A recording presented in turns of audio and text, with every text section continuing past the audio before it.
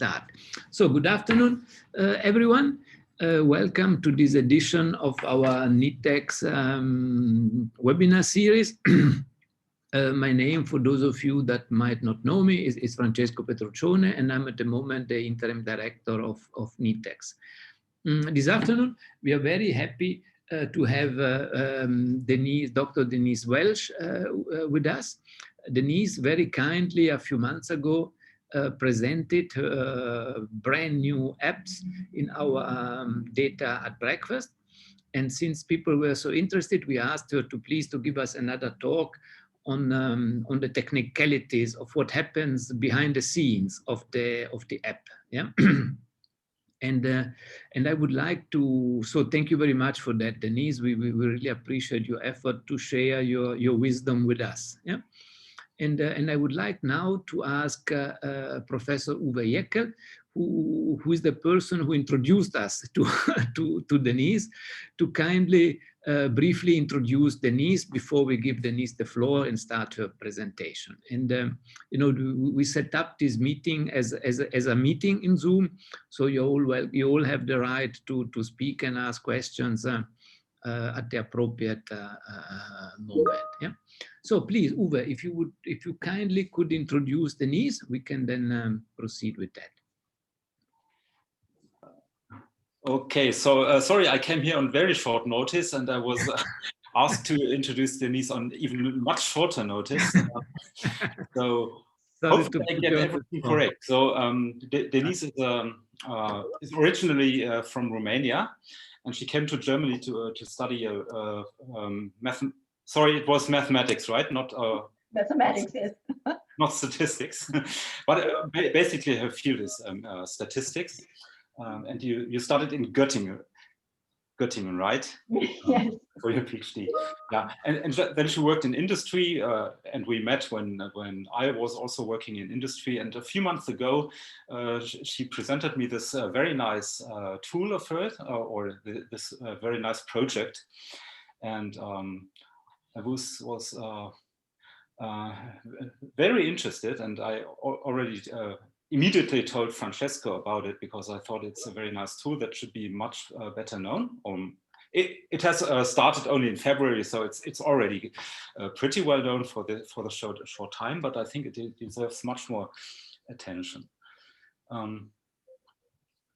Yeah, we also have, we are supervising a student together at the moment, so I'm also interested to bring my university more.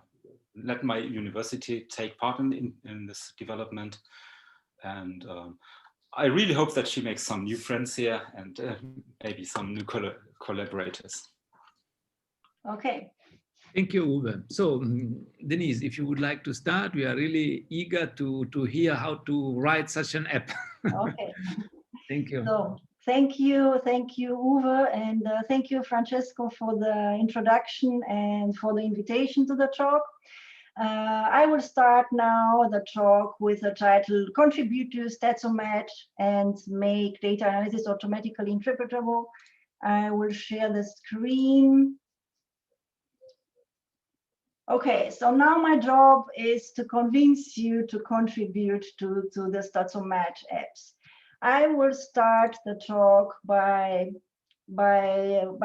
introducing the Statsomat apps in the Statsomat portal, and then I will move on with presenting the most important technical details of the Statsomat.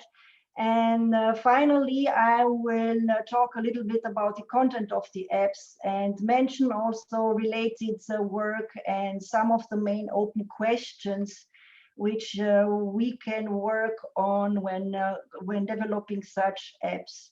So what is the Statsomat? Statsomat is a web portal and a company I founded because of this web portal during this year. And the main goal of this web portal is to develop, to collect, and to also to maintain open source apps for automated data analysis, and they should have also a human readable interpretation. So you can see there are two colors there. So a green color for automated data analysis and a blue color for human readable interpretation.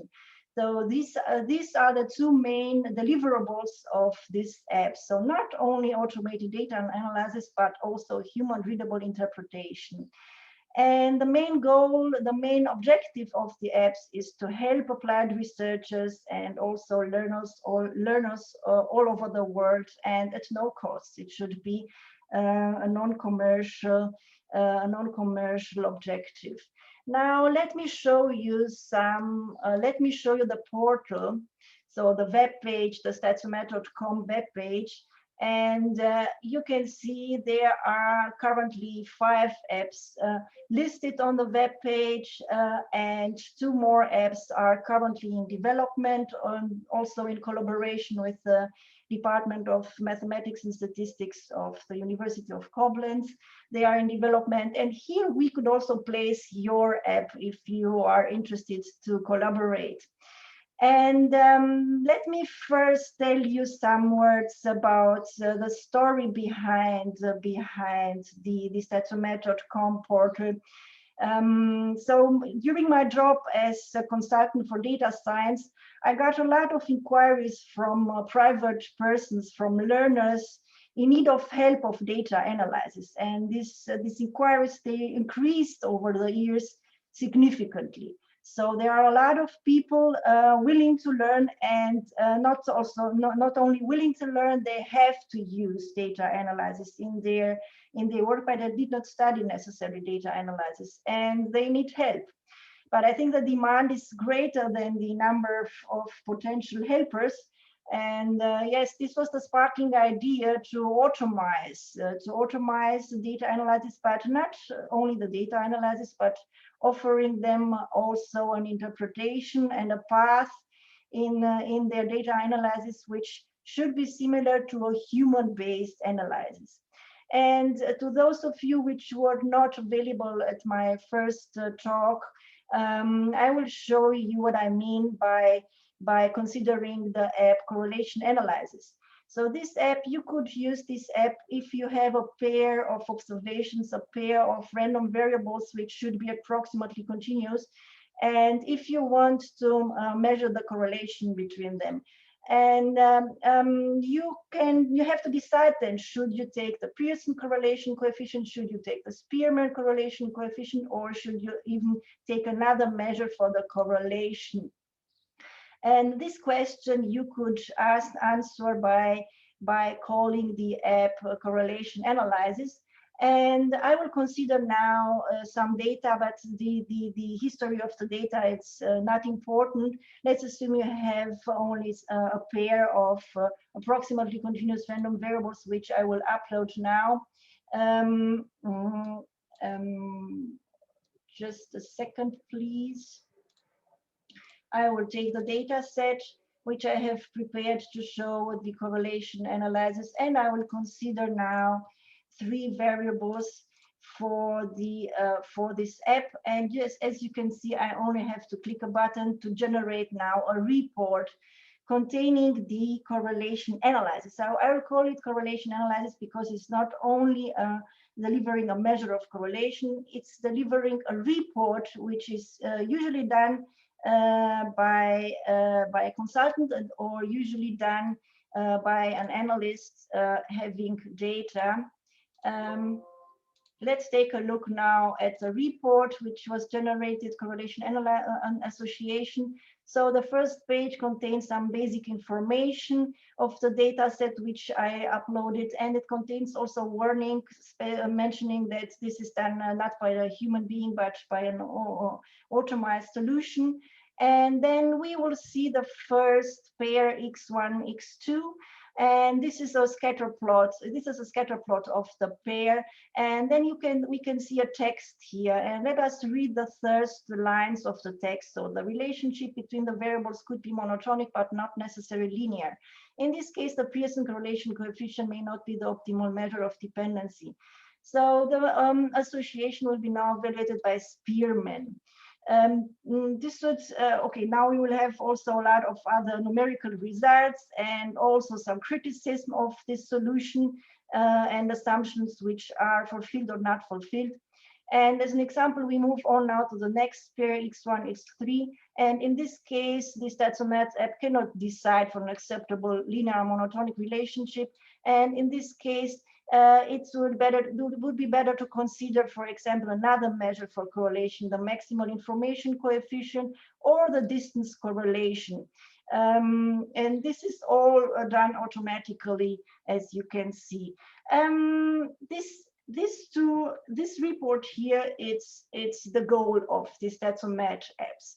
So the goal would be to deliver this text here, and this text here should be, as I said, similar to a human-based data analysis and similar to a report which has to be integrated as statistical methods in articles, or similar to a report for use by a learner of data science.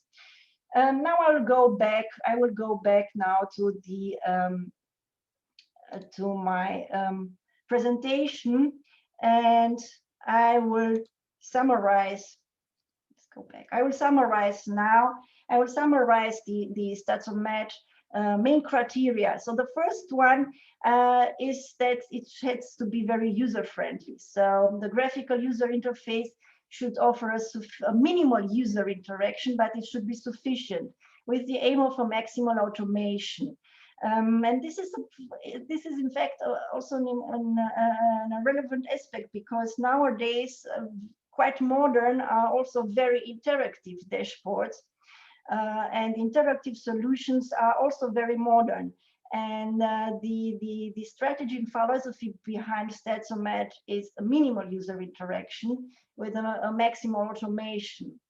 The second main aspect, it should be one piece of downloadable report, and this should contain annotated output and human readable interpretation. Annotated output and interpretation could be different in definition, but I will talk a little bit later about this. And third, it should contain one piece of downloadable code. Actually, I did not, I could also show you what I mean by the one piece of downloadable code. I will go back now to the correlation report, and at the end of the correlation report, you can see a code here. And this code here, one can easily be copy-paste. So I will copy this paste, and I will introduce it in RStudio in a new file. And just by updating a single line, and this is the line, the path showing my data set, and by selecting and running this code, it delivers the same scatter plots, and here on the left-hand side, it delivers the same numerical outcomes as in the report. So the user can reproduce the results from the report, and the user can learn from this code. So this would be also a main, this third point here is also one of the main one of the main aspects now of the Statsomat apps. Okay, let's move on. Maybe some words about the logo. So the logo should also say that we are just one click away from the results. It should be very, very easy and user-friendly designed, the Statsomat apps. Okay, now we will start with the technical behind the Statsomat apps. So just a brief overview of the technical details. So the Statsomat apps currently are Shiny apps.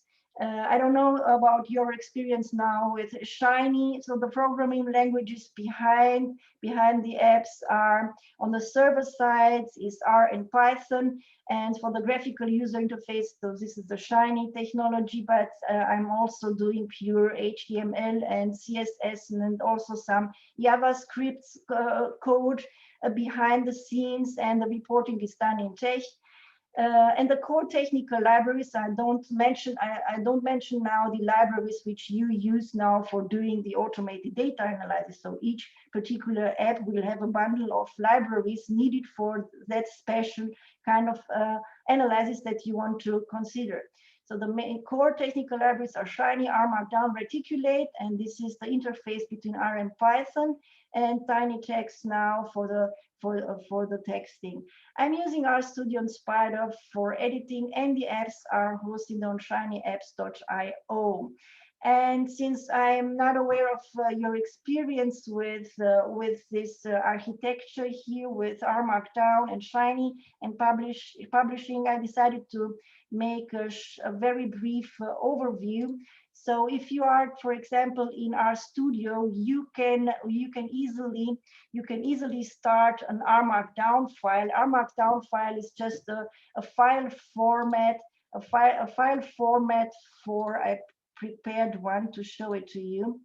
So it's this one here. It's a file format for dynamic output in R.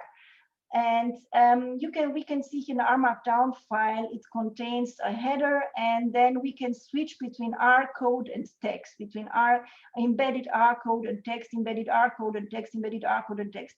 The embedded code doesn't have to be necessary R, it can be also Python. But at this point, I want you to show you some core issue which is relevant for the Statsomat apps. You can see here for this embedded R chunks here that they have some settings about the output to be shown, and these settings, by these settings I can control to show the code and the output. I can control to show only the code and not the output, and I control to show only the output but not the code, and I can control to show nothing and only to execute the code behind. And these settings here, and this depending on the variables evaluation and echo.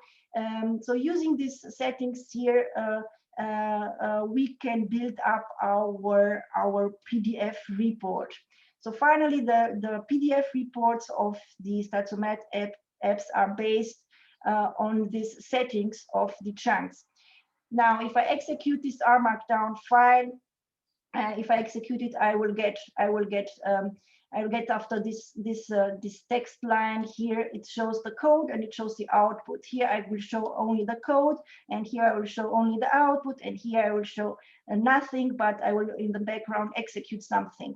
So this is a method to make nice PDF reports and to decide what to show and not what to show not. Okay, and let's move on to a Shiny app. This is also very easily, you can start a default Shiny app from RStudio. It is a default app. You can just create, let's call it XXX.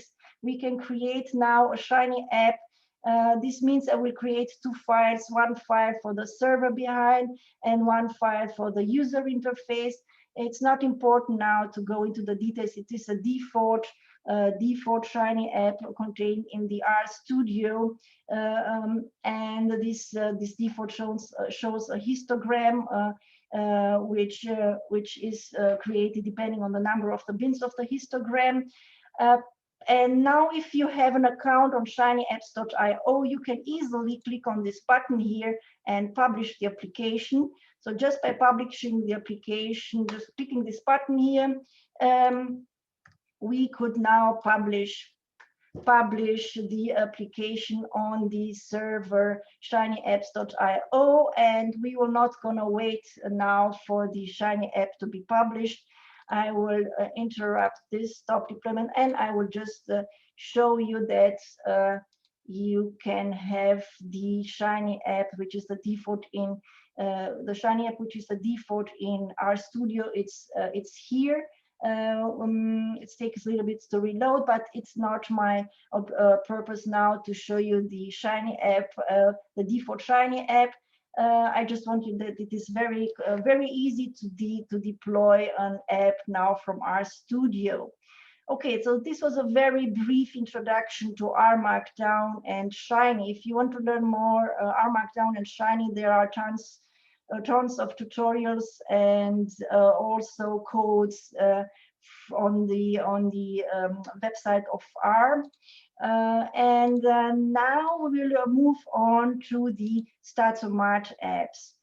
So the Statsomat apps are also currently based on Shiny. So the basic architecture of the Statsomat apps, they will have a server.r file, and they will have a file for the user interface.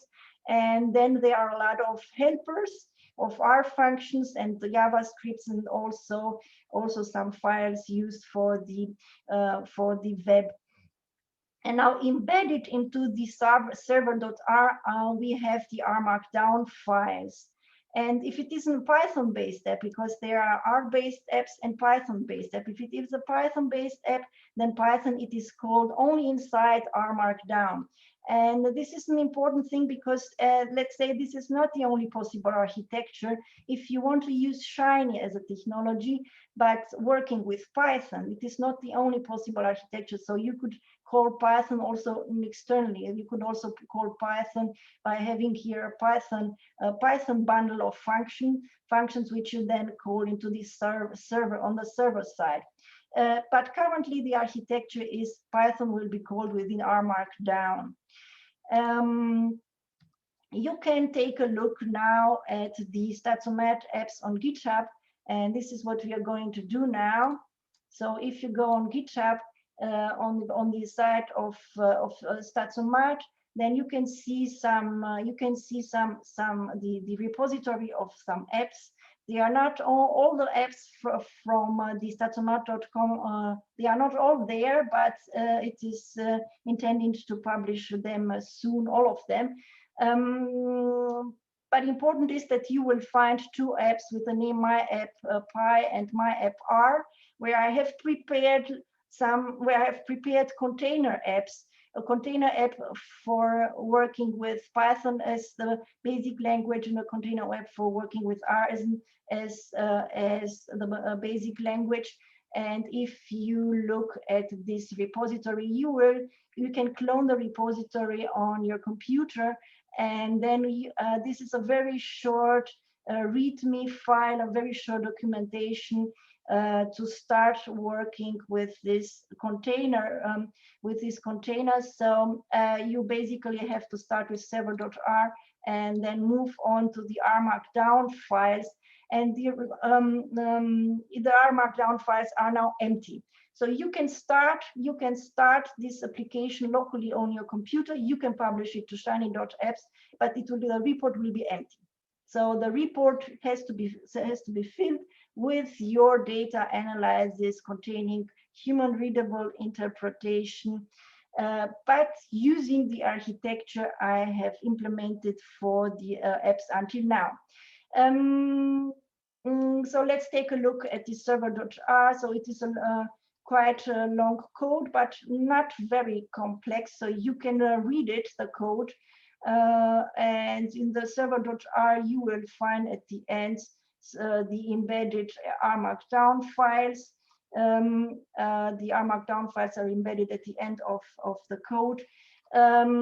If you need help and if you want to contribute by using this container, so please contact me and I will help you.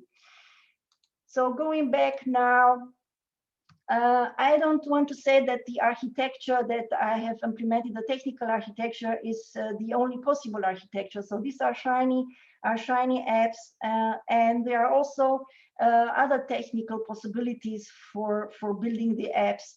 And on the right-hand side, you can see a graphic showing the web technologies for data analysis up to date, and also a table showing the maturity, popularity, simplicity of the solutions. So the source is, if you want to read more about it, it's you can take the source from the footnote here.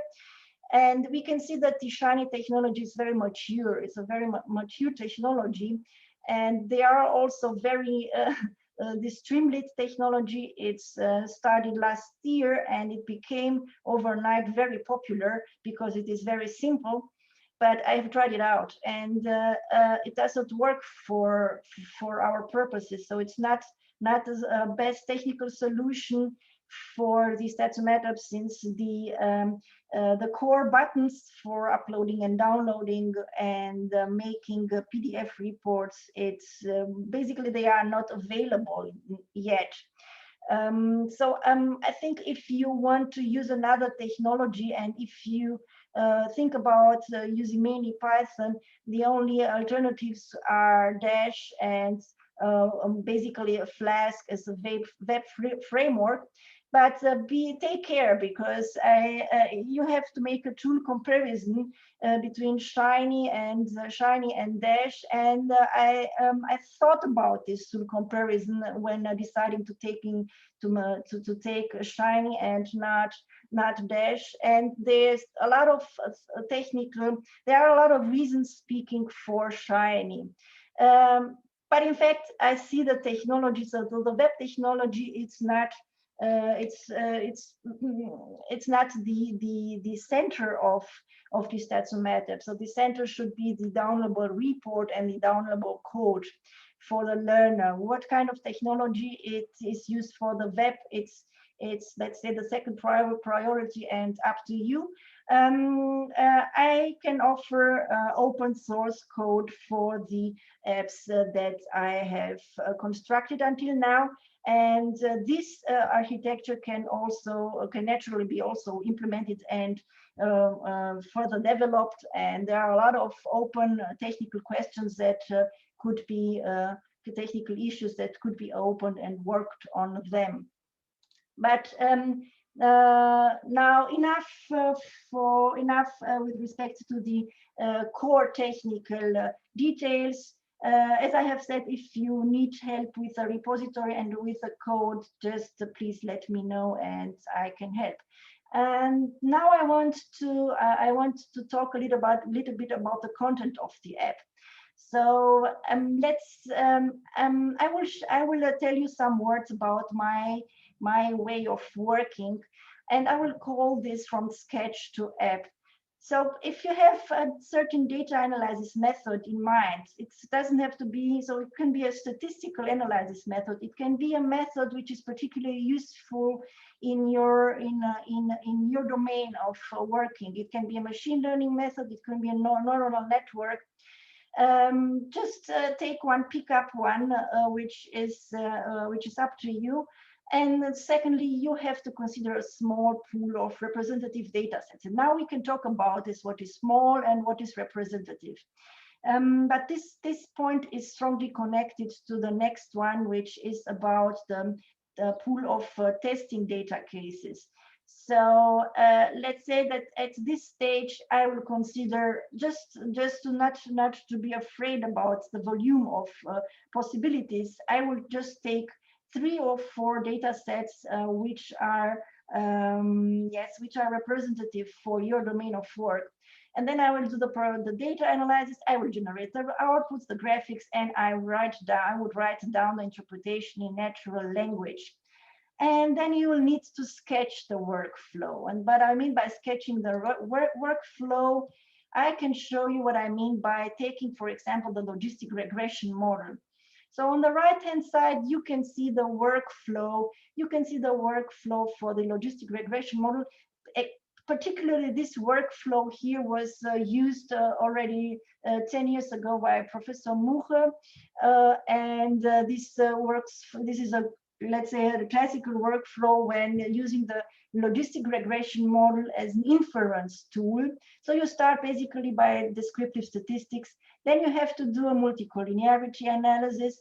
And at this step, you have to consider a cutoff points if to move on and where to move on. And for example, the variance inflation factor is a measure of multicollinearity in ordinary least squares regression. And if you say that if the variance inflation factor is greater than 10, then you can move on or not move on. So these are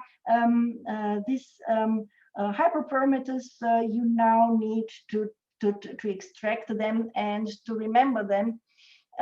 Then move on with outliers, influence diagnostics, then consider simple logistic regressions to consider the relationships, then do the multivariate logistic regression. Then work on the goodness of fit indices, and finally do a model validation by several possible methods, by external validation, cross-validation, shrinkage of parameters.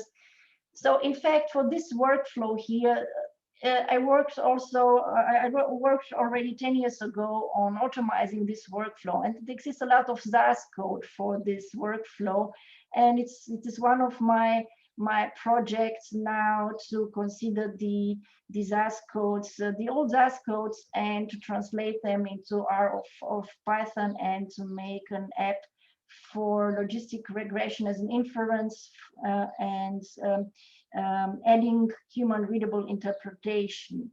So this is what I mean by the workflow. Now at these points where you have to define the parameters between the steps, at these points you also have to map a dictionary for the text interpretation.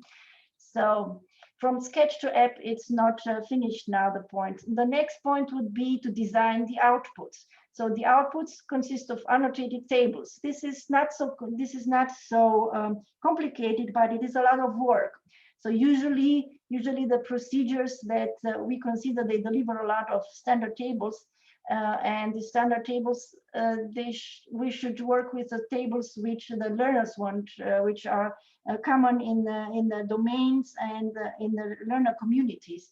And these tables have to be annotated with text.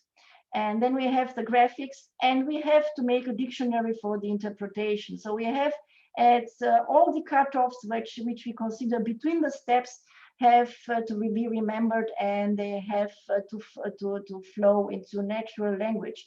And not only them, they are also other texts that could be integrated into the report, let's say theory or other relevant criticism or warnings regarding the assumptions have to be integrated into the report. Then you have to design the input. Okay, these are loops, so you can iterate over these loops now, which I'm presenting here. It's just a sketch. So the input has to be minimal. The data has to be uploaded. The model has to define or not define. This is up to the procedure that you have in mind to be automized. Finally, you have to define a pool of testing data cases. You have to define automated tests by case and expected outcomes. For example, the correlation association app, I think we considered more than I think it was minimum 50 randomly chosen data sets from the UC repository for machine learning. And we tested the correlation association app and tested through several iterations.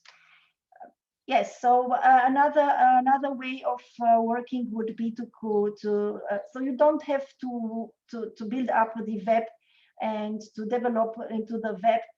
You can make a wrapper in R and Python and simulate the web in this wrapper, because the web, it's important only for those minimal buttons of uploading and downloading. Therefore, you are not constrained by the web when building up the reports.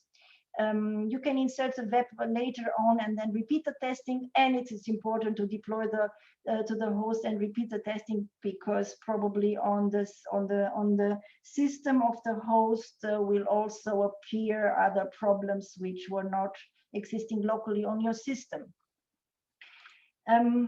Okay, so this is what I wanted to tell you about the way of working from the sketch to app. So it is quite depending, or it's depending on the procedure that you are considering, and it's not a solution for all the apps, for all the statistical or machine learning procedures that can be considered in general. Now I will move on and tell you a little bit about some related work to the Statsomat apps, and perhaps most related work is the automatic statistician. This is a project of the University of Cambridge, and I want to show you their work.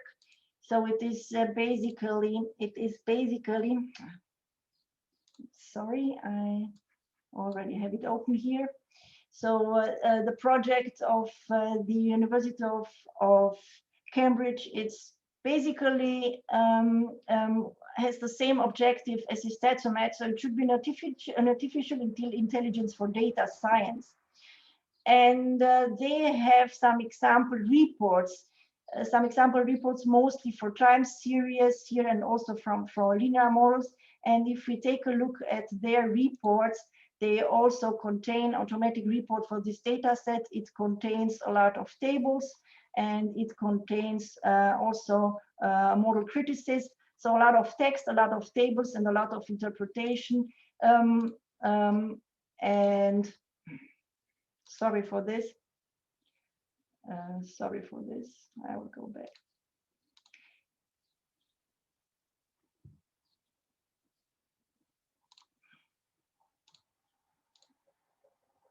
Their website, it's not so sure. Okay, so just take a look also at the report for time series. So the report for time series, it's contains also nine pages of plots and of interpretation, which is quite good. So I read the interpretation for time series. But the problem is that I did not succeed to contact them really, and they don't have the source code of their work. There are a lot of papers they published or are as preprints for the work, and they are also basically trying to make a dictionary, a map from the models to natural language, but I cannot tell you more details about their work. It is my intention to connect their work also on the Statsomat website. Okay, so next related to the Statsomat apps would be automated machine learning. So there are already existing quite good libraries for making automated machine learning solutions. For example, the AutoSKlearn Python library, which frees the machine learning user from algorithm selection and hyperparameter tuning. And I want to show you now. The AutoSKlearn, just the basic code of it, and to make the connection to the Statsomat apps. So if you want to take a look at the AutoSKlearn as an automated solution, you can take a look also on RStudio. So if you are working on a Windows machine, you will not succeed to download and to run the library. Therefore, you will have to run the library on a Linux machine. Okay, now I have to wait a little bit. So now I'm on the RStudio Cloud, and I'm trying to show you the AutoSKlearn library. Okay, so just some words about this code here. So I have a classification data set. We will be working now in Python. We will gonna import the main packages needed for this automated classification. We can simulate a data set. So we can simulate a classification data set with 100 samples and 10 features. We can say that there are 5 informative features and 5 redundant features. Now we're gonna split into train and test data set. We will gonna define an automated model, and we will consider only 30 seconds for this model, because otherwise it can run also for 2 hours. and then we will fit our automated classification, and then we can just print out the summary and show also the ensemble models. So the result of using the auto sklearn is an ensemble model. And I'm not so sure if I should run now this live. I can show you the results. The result, when if you want to run, the last result of running this code here is that the accuracy. So if you take the accuracy now as a metric, the accuracy of the validation data set was at 91%, so quite good. And in 30 seconds, it were two successful algorithms considered, and these two successful algorithms are described here in the background. So it was, the first algorithm was a neural network, multi-layer perceptron, and the second one was a decision tree. And the final method, the final model used is an ensemble model by considering these two models here. So basically,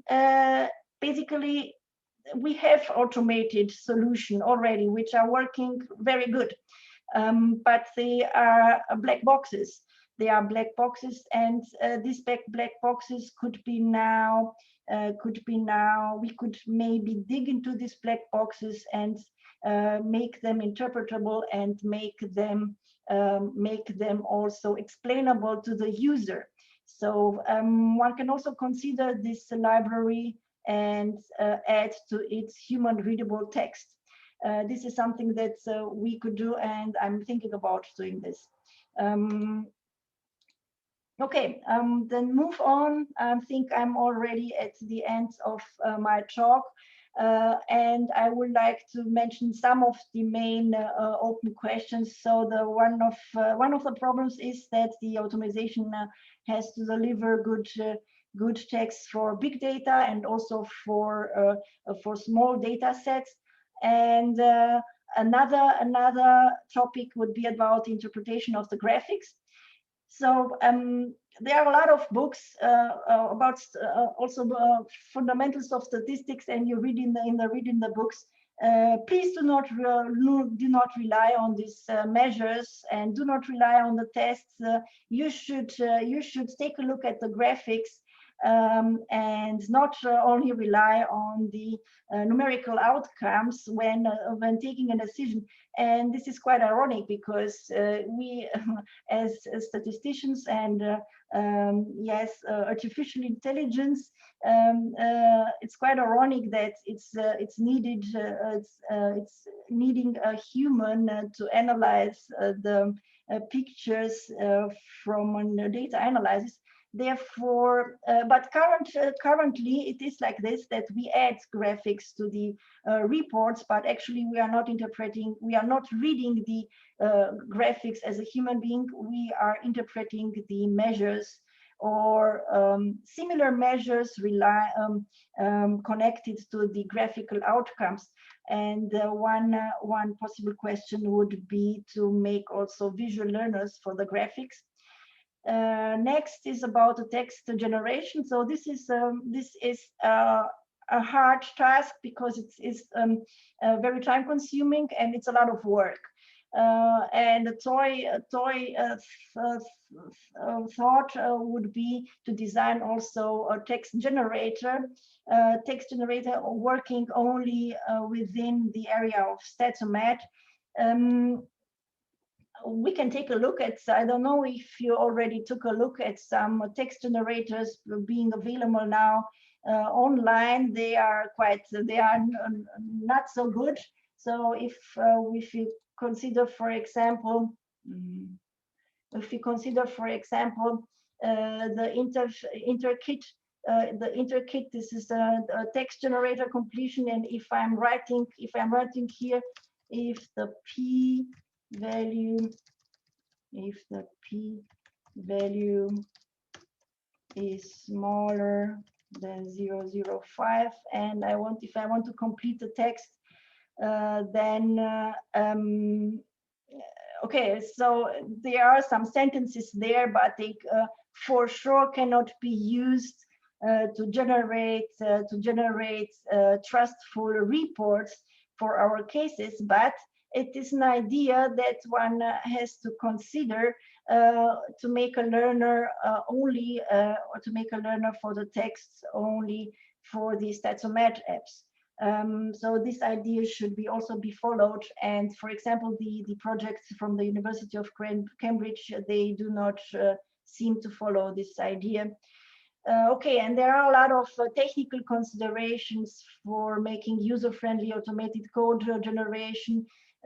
This is a lot of work. It's an open playground, but now I will move on to the summary. I think that contributing and making such apps, it's really a fantastic way to teach and to learn data science. I'm working now in a cooperation with the Department of Mathematics and Statistics from the University of Koblenz, and I think I saw at least two of the students I'm working now, and we're working on 2 apps, and it's a lot of fun. And the requirement to really write down a clean text, also only for the annotated output and for the annotated tables, it has a great learning effect and a great impact. And moreover, it is really motivating to see that the work it's on the web, and to know that the work will be used by other young learners and other young applied researchers. So it is quite a win-win situation. So sharing and helping are huge motivators, and also huge, let's say, also very feminine motivators. I think so. Okay, so if you want to contribute, then you can consider the repositories, you can improve the apps, you can add new apps, you can think about other architectures or other web technologies. You can collect and adapt the existing solutions. So if you know solutions containing automated text, then please let me know and I will consider them. There is a Professor Rousson in France. So the app for the principal components analysis, the text interpretation, it's not for me, it's the work of Professor Rousson, and he has more text solutions that I intend to integrate also in the Statsomat portal. But yes, if you want to contribute, then please let me know, and you can also book a lectureship, and I can also support and make the supervision for the real development of an application. And by this, I thank you. And here are some of the main references which I used in this talk. And now I'm happy to answer your questions. Yeah, Denise, thank you very much. It was really, really very interesting, and I guess everybody learned a lot. And I hope we will be able to convince someone to start contributing to your apps. I'm not sure if I don't see any question in the chat, but everybody has the right to speak. So if you would like to ask a question, you're most and welcome to start now. Maybe just to keep some system, maybe just raise your hand so that we know that there is some sort of logical sequence in the question. Please, are there any questions from the participants?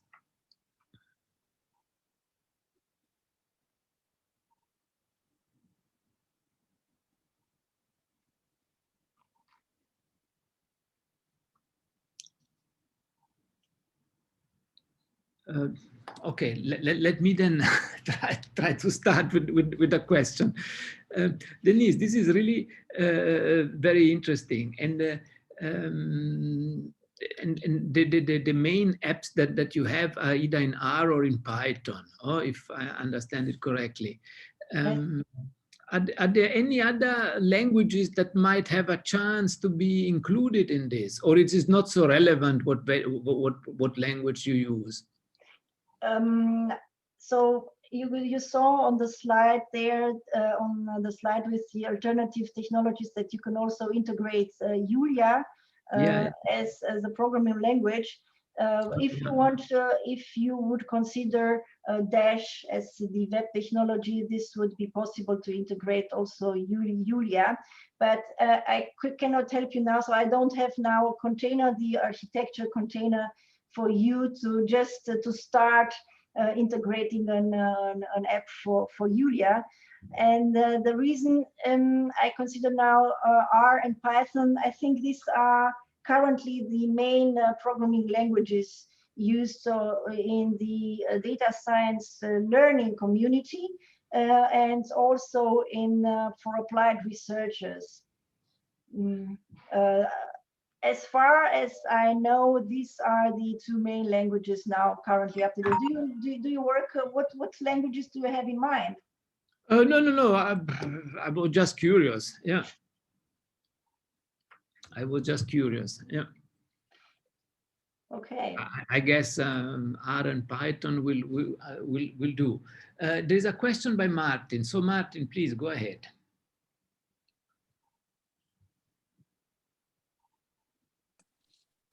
All right. Thank you, Denise, for a nice talk. I'm glad I could also relate to some of the things that you said from Arashine and the war up thing. But then there is a part which I couldn't really pick, like where you now integrate the results and add some text.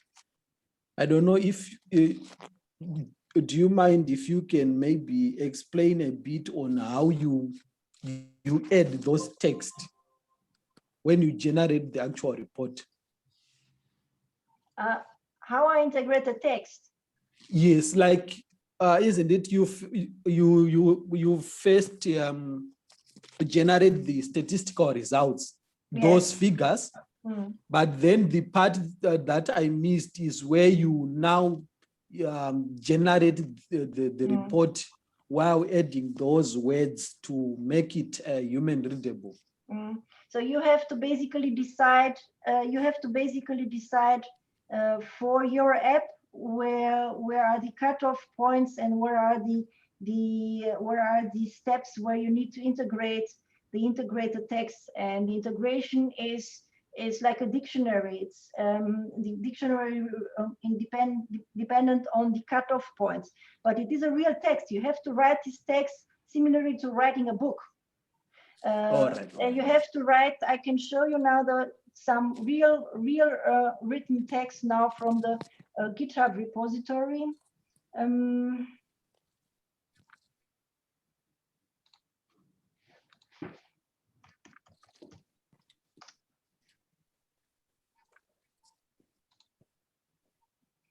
So if I consider now the app for confirmatory factor analysis, and if I will go now to the kernel R Markdown, and if I scroll down, then you can see here a lot. Not here. You can see that the text will start.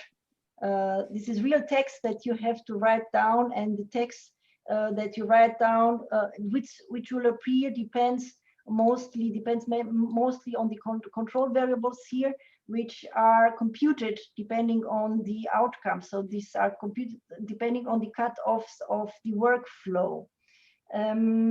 It is a lot of text that you have to write down.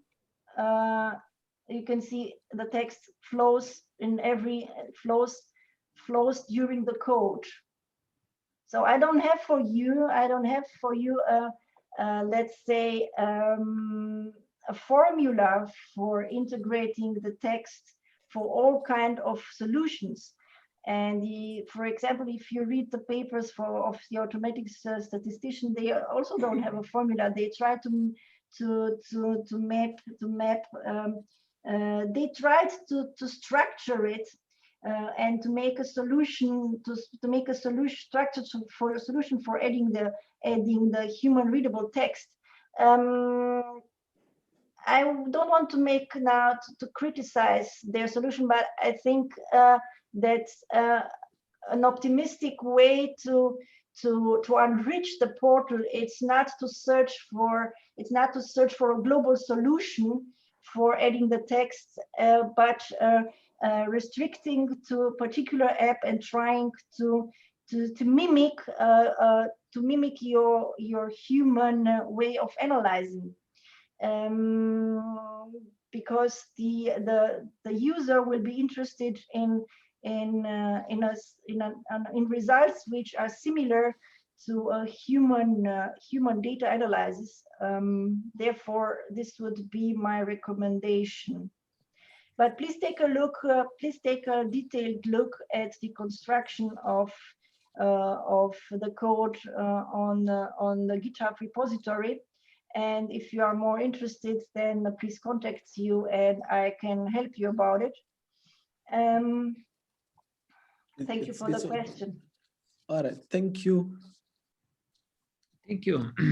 Are there further questions for Denise or suggestions of what she could add in her Statsomat? Ilya, can you see if there are any questions coming? No, I don't see any at the moment. So maybe yeah. I think at least 2 students they are working on True Apps. Maybe they want to contribute with some words to their work. Frau Daum, do you want to?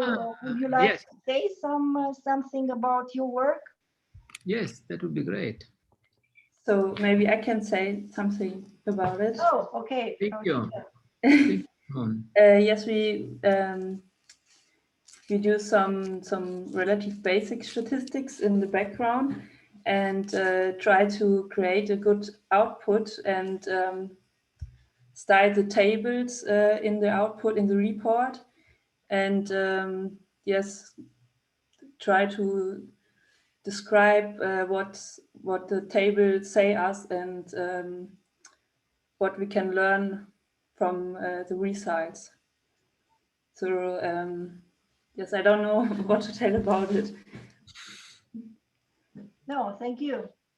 Thank you. Thank you very much. Yeah, are there any further comments? Denise, it seems there are no urgent questions from our participants, but maybe as a last word from you, what would be the first step if someone who's in the audience would like to contribute? What would you recommend they do just to have a first step to plan a contribution? So if you would like to develop a brand new app, not to improve the already existing one, and if you, for example, want to make an R-based app, then please take over the My App R repository from the Statsomat page and start by digging into the code by considering the server.r file. And then this would be the technical part, and separately from it, you have to create your workflow for your special procedure that you considered. Okay, perfect. So that is the recipe to start. And yes, to start, you have to dig into the code. It's a little bit of work, but as I have said, if you encounter problems, then please contact me. Okay, fantastic. Then Denise, thank you so much for being again with us this afternoon and being willing to share the secrets behind of what happens behind the scenes of your app. That was really very interesting and enlightening. And I'm sure that some of the young people, and maybe also the not so young ones, will be interested in contributing, because I know that everyone has his own favorite statistical tool that she or he would like to see shared on your website for the benefit of everybody. Yeah, I would love it. Yes, and it will be a massive help, really, for everybody. Yeah, no, that's why we try to invite you again, and I hope that we will be able to convince someone to assist. In any case, Denise, I thank you very much for your time, for the very nice presentation, and in particular for sharing with the world this very useful, very useful tool. Yeah. And I have to confess that I have already used it, because I had to give a presentation and I wanted to do some quick statistics, and I remembered your app and it worked very well. Yeah. Okay, So nice to hear. Thank you very much for that, and I'm sure that we will stay in touch. And if you have some new developments that you would like to share, we will be more than happy to invite you again to share it with us in this or some other platform. So Denise, thank you very much. Thank you. Have a good weekend. Thank you to have a nice weekend too. To all the participants. And we will stay in touch. And tomorrow I will send you the link to your YouTube video. Okay, thank you. Have a nice weekend. Bye-bye. Yeah, thank you very much. Bye-bye. Have a good afternoon and a good weekend. Bye-bye. Thank you to all the participants as well. Thank you.